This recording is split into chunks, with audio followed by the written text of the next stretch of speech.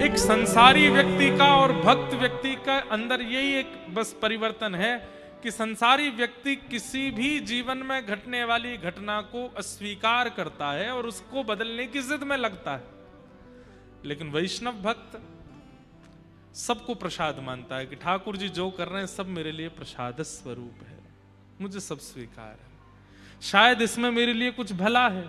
कोई व्यक्ति मिल रहा है तो ठाकुर जी ने भले के लिए जोड़ा है, कोई व्यक्ति बिछुड़ रहा है तो ठाकुर जी ने भले के लिए दूर किया है, मुझे रोग लगा है, मैं स्वस्थ हूं, या जो कुछ भी मेरे साथ हो रहा है सब ठाकुर जी की कृपा है।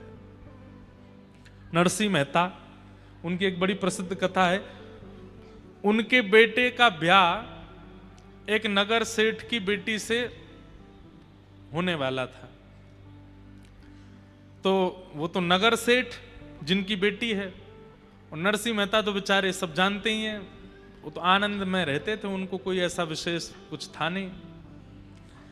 किसी ने जाकर के सेठ जी से कह दिया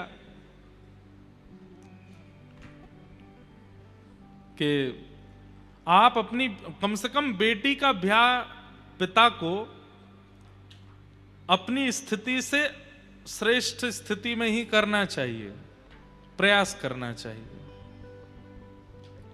कि पिता अपनी पुत्री का विवाह श्रेष्ठ स्थिति में करे, जैसी स्थिति उसकी है उससे थोड़ी श्रेष्ठ ही हो लड़के की स्थिति, वहां ब्याह करे। तो किसी ने जाकर के नरसिंह मेहता जी के शिकायत कर दी। शिकायत तो क्या मतलब, वास्तविकता बता दी। बोले आप अपनी बेटी का जहां ब्याह कर रहे हो, नरसिंह मेहता जी का बेटा, उनके यहाँ कोई इतनी ज्यादा कोई व्यवस्था नहीं है, हो सकता है कि बेटी को कई कई रात तो भूखा भी रहना पड़े, उनके यहाँ तो सामग्री भी नहीं होती, व्यंजन भी नहीं बनता, कैसे आपने अपनी बेटी का ब्याह वहां निश्चित कर दिया। तो पिता को बड़ी चिंता हो गई कि भाई मैंने तो बड़ी प्रशंसा सुनी थी। बोले कि संत महात्मा तो उन्हीं के गुण गाते हैं, उनसे सुन लिया होगा। अब क्या करें, रिश्ता तो पक्का हो गया। बोले रिश्ता सीधे मना कर दो। बोले सीधे मना करना अच्छा नहीं लगता है, तो क्या करें। बोले दूसरे तरीके से मना करो। बोले क्यों। इतनी व्यवस्थाएं उनको बता दो बारात में लाने के लिए कि वो अपने आप ही हाथ खड़े कर दें, वो कह दें कि मैं तो कर ही नहीं सकता। नरसिंह मेहता जी को एक पत्र लिखा लड़की वालों ने, और उसमें लिखा कि हम चाहते हैं हमारे दूल्हे राजा जो हैं वो ऐसी शेरवानी पहने, उसमें नवलखा के हार पहने, सोने के कड़ूला पहने, उनमें हीरे जड़े होने चाहिए, जूती ऐसी सोने की होनी चाहिए, पोशाक ऐसी होनी चाहिए, पगड़ी ऐसी होनी चाहिए। ये तो दुल्हा की बात। अब घोड़ा कैसा होना चाहिए, श्वेत रंग का घोड़ा होना चाहिए, उसमें एक भी काला धब्बा नहीं होना चाहिए, उसके ऊपर ऐसी चुनरी होनी चाहिए, हमारे ऐसे होना चाहिए, कम से कम 10 हाथी आगे पीछे होने चाहिए, हमारे जो बेटी के होने वाले ससुर जी हैं वो हाथी पर बैठ कर के आवें, सासू माँ हाथी पर बैठ के आवें, और इतने घोड़े होने चाहिए, इतने हाथी, इतने ऊंट, इतने ये, इतने वो, ऐसे बैंड बाजे होने चाहिए, ऐसे नगाड़े बजने चाहिए, बारातियों की पोशाक ऐसी होनी चाहिए। इतना लंबा चौड़ा पत्र लिख करके भेजा। पढ़ने वालों ने कहा अब तो नरसिंह मेहता मना ही कर देगा। बोले मैं ब्याह नहीं कर सकता, आपकी बेटी बच जाएगी। पत्र पूरा लिख करके ऊपर जय श्री कृष्ण लिख करके भेज दिया। नरसिंह मेहता जी बैठे थे तो लेके आया कोई व्यक्ति पत्र। बोले आपके लिए पत्र आया है। बोले धर दो। धर दिया। पत्र उठा करके देखा तो उस पर सबसे ऊपर ही लिखा था जय श्री कृष्ण। नरसिंह मेहता बोले ये मेरा पत्र नहीं है भाई, इस पर ठाकुर जी का नाम लिखा है, तो ठाकुर जी का पत्र, दूसरे का पत्र मैं पढ़ता नहीं, ये तो ठाकुर जी का पत्र है। ठाकुर जी के सामने जाके धर दिया, जय जय आपके लिए पत्र आया है, पता नहीं कोई आपका प्रेमी है उसने भेजा है, पढ़ लीजिएगा। मैं तो देखो नहीं पढ़ूंगा, आप देख लेना क्या इसमें लिखा है, जो भी उसकी इच्छा आदि हो वो देख लेना आप। पत्र दे दिया। ठाकुर जी सोचने लगे अरे नरसिंह एक बार खोल के देख तो ले। लेकिन नरसिंह मेहता के चित्त में तो ऐसा समर्पण है, जय श्री कृष्ण लिख दिया, कहीं लिखा दिख गया तो वो वस्तु भी मेरी नहीं है, वो तो ठाकुर जी की है। ठाकुर जी भी रीझ गए। बोले वाह नरसिंह मेहता इतना समर्पण। अब जब पत्र ही हमको दे दिया है, कुछ देखा तो है नहीं इन्होंने, तो हम ही देखेंगे फिर। बेचारे एक मरासू घोड़ी थी, बिल्कुल मरने ही वाली थी, ऐसी स्थिति की तो घोड़ी आई, उस पर बेटा बैठा। पोशाक जो पहनी थी वो भी किसी से मांग करके लाए थे। कुछ बारातियों को इकट्ठा किया गया, उनमें भी आधे से ज्यादा तो अंधे थे, एक दूसरे का कंधा पकड़ के ही चल रहे थे, आगे वाला जहां जाता वहीं मुड़, ऐसी तो बारात। ठाकुर जी बोले, अरे भैया दाऊ दादा, देखो जहाँ नरसिंह मेहता की जहां ब्याह हैरो है वहां से पत्र ऐसो आयो और जी ऐसी बारात लेके जा रहा है। और वहां लड़की वाले क्या सोच रहे हैं कि इतने दिन हो गए, नरसिंह मेहता ने मना भेजा नहीं है, इसका मतलब व्यवस्था करी ली होगी। इतने में क्या देखते हैं कि एक गली में से महाराज खूब सारे हाथी आ गए और लोग लेकर के आए। नरसिंह मेहता बोले, भैया कहां से आए? बोले कि वो आप उन सेठ जी के यहाँ एक बार कीर्तन करके आए थे ना, उनको पता चला आपके बेटे की ब्याह है तो उन्होंने हाथी भिजवाए हैं कि आपकी बेटा की शोभा हाथियों से होनी चाहिए। फिर कहीं से कुछ ऊंट आ गए, कहीं से कुछ लोग जुड़ते चले गए। एक व्यक्ति आया, उसने दुल्हा को नीचे उतारा, बोले कि एक सेठ जी ने बढ़िया वाली पोशाक भेजी है, पहना दी। करते करते देखते नरसिंह मेहता बोले, अपने आप ही सब होता जा रहा, हम तो किसी को जानते नहीं, कौन से सेठ के यहाँ से हाथी आए, कहाँ से ऊंट आ गए, कहाँ से पोशाक आ रही है, सब व्यवस्था अपने आप होती जा रही है। बढ़िया ढोल नगाड़े बजाने वाले भी आते गए, सब व्यवस्थाएं होती चली गई।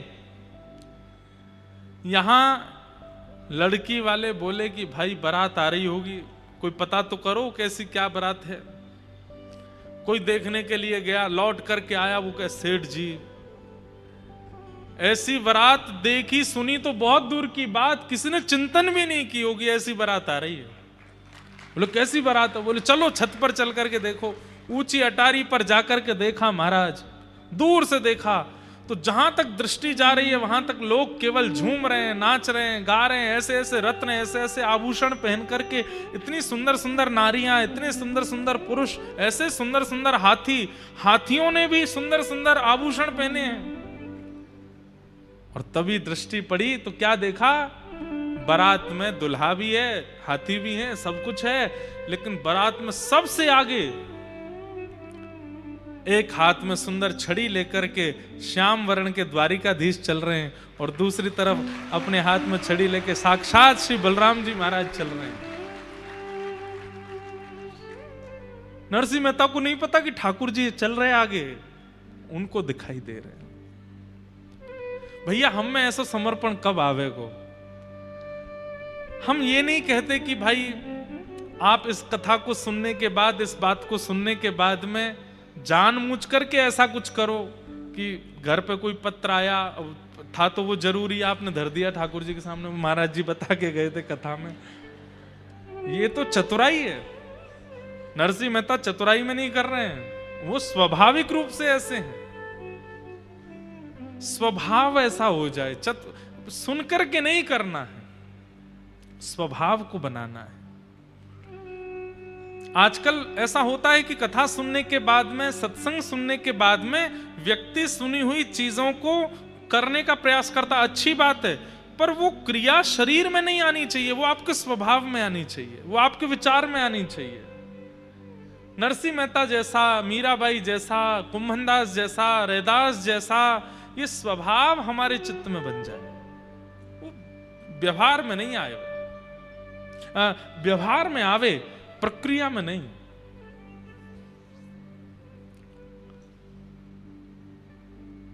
तापत्रय विनाशाय, जीवन में तो हर प्रकार की परिस्थिति ठाकुर जी देते हैं, लेकिन उस परिस्थिति में आपका रिएक्शन एक्शन क्या होता है उसको ठाकुर जी देखते हैं। इसलिए उस समय सावधान रहो। और विशेष रूप से जब विपरीत परिस्थिति आती है, जो आप नहीं चाहते वो जीवन में जब आता है, उस समय तो जितना हो सके धैर्य रखिए। बंधुओं, ये कथा, ये सत्संग, ये मैं फिर कह रहा हूं, ये उसी स्थिति की प्रैक्टिस कराई जा रही है। वो स्थिति जब आवे, क्योंकि आवेगी सबके जीवन में, बचेगा कोई नहीं, आवेगी। बस उस स्थिति में हम विचलित ना हों, परेशान ना हों, व्यथित ना हों। हम आपको कथा सुनाते हैं, सुनकर के ट्रेंड हो। हम खुद कथा कहते हैं, हम खुद जानते हैं कि मेरे जीवन में भी कभी ना कभी कुछ ना कुछ विषम परिस्थिति आ सकती है। उस विषम परिस्थिति में मुझे क्या करना है? जो मैं बोल रहा हूं वही करना है, प्रसाद मान करके स्वीकार करना है। ठाकुर जी का प्रसाद है। आप देखेंगे विशेष रूप से जिस व्यक्ति का बहुत उचित निर्माण ठाकुर जी को करना होता है ना, उसी व्यक्ति को बार बार गिराते हैं, बार बार उसके जीवन में कुछ विपरीतताएं लाते हैं। हाँ, वो व्यक्ति अगर हार मान जाए तो वहीं रह जाता है, लेकिन हार ना माने, बस लगा रहे, धीमे धीमे धीमे धीमे धीमे एक स्थिति पर पहुंच जाता है।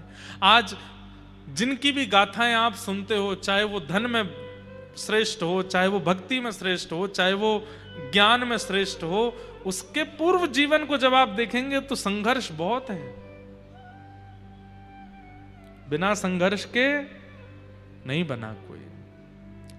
संघर्ष सबके जीवन में आता है, तन का, मन का, बुद्धि का, जीवन परिवारियों का, पर उस स्थिति में जो व्यथित ना हो, ठाकुर जी को वो प्रिय है। पूरी गीता में ठाकुर जी क्या समझा रहे हैं? अर्जुन को यही तो समझा रहे हैं।